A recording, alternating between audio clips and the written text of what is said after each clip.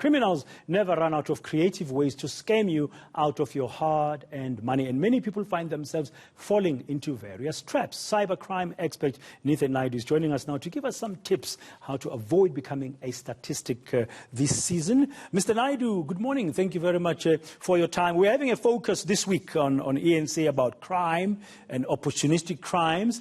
And, we focus on those physical ones that you're withdrawing money at an ATM, you get robbed, or you get a mugger grabbing you, or good burglary. But we must not forget there is cybercrime as well. And many people nowadays, and with COVID-19, are shopping online, all kinds of specials being given. What are the do's and the don'ts? Well, Dan, thank you for having me on the show. The first thing is an interesting fact for you, Dan.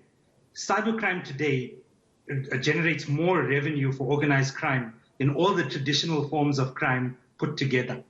So cybercrime has become a major force in society, and I think the most important thing which I could tell people is to educate yourself. It's a very low cost but high yield approach to securing yourself, is having some form of situational awareness and understanding, what other attacks, that are currently out there, and the modus operandi of the cyber criminal, and how you can protect yourself. But if I had to give some high level advice, some good secure practices like keeping your software up to date and securely configuring your applications, shopping at reputable online brands, and again, I can't emphasize enough. Educate yourself. How do I securely use my devices? How do I securely connect to public Wi-Fi? How do I securely, shop online? And not trust everything that comes to you on your device, be it a smartphone or your tablet or your laptop or your PC that promises all these wonderful things that you get excited about, because we're all under pressure and we're looking for some relief. Yes, undoubtedly you and I have won millions and millions in the past couple of weeks via SMS.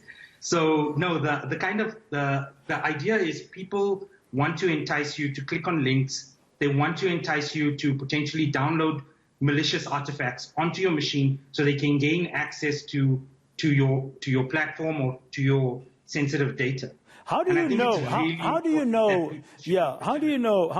Nithen, if an email lands on my inbox and it's an email and it looks like it's coming from a reputable brand and it's masked, disguised, or faking itself as an institution of sorts that maybe I know about, and this like reasonable language and this link, how can I tell that it might be malicious? I must tell you that attackers are getting more and more advanced every day. So they do hide all the telltale signs of a potential phishing email. That's what we call it. Either phishing or spear phishing if it's targeted at a specific individual. Typically, the easy giveaway signs are the address you're receiving it from is not correct. So it's not standardbank.co.za. But rather another domain not linked to the bank. The information on the email, like the links embedded, don't go to a Standard Bank official website, but rather they go to another website that has nothing to do with the bank or the institution. So only the aesthetics of the email traditionally would carry, the bank's CI and the bank's information. But if you dig a little bit deeper, you notice that there are telltale signs. The other aspect is if you're not sure, if you have your doubts, rather call the bank. Yeah. So rather than put your information online, rather call the bank and confirm. Yeah, don't just go clicking away. Don't just go clicking away. Especially for people without, sorry, Dan? I said, don't just go clicking away excitedly. Yeah, just step back, just check. You're under no obligation to click on these emails. And if you're not expecting the email and the email doesn't make sense, even if there are no telltale signs, rather pick up the phone and call your bank. Yeah. Now, finally, we use apps. We have apps on our smart devices, all kinds of apps. And can the cyber criminals, whom you say are getting more advanced, also mask themselves through apps? And then you need to be careful what apps you are downloading nowadays? Yes. So this is not just for mobile devices. This is for your desktop computer at home and your laptops, for all of them. Firstly, my advice is if you don't need a particular feature, switch it off. Number one, it just drains your battery life, but more importantly, it exposes you to unnecessary risk. So if you don't know what the feature is, you don't know what it does, and you don't need it, most importantly, turn it off.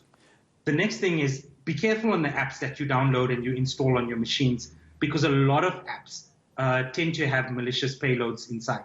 So some apps unknowingly are compromised, and some apps are knowingly compromised and put onto the internet for you to download so that people can gain access to your information or to your computer. Okay, finally.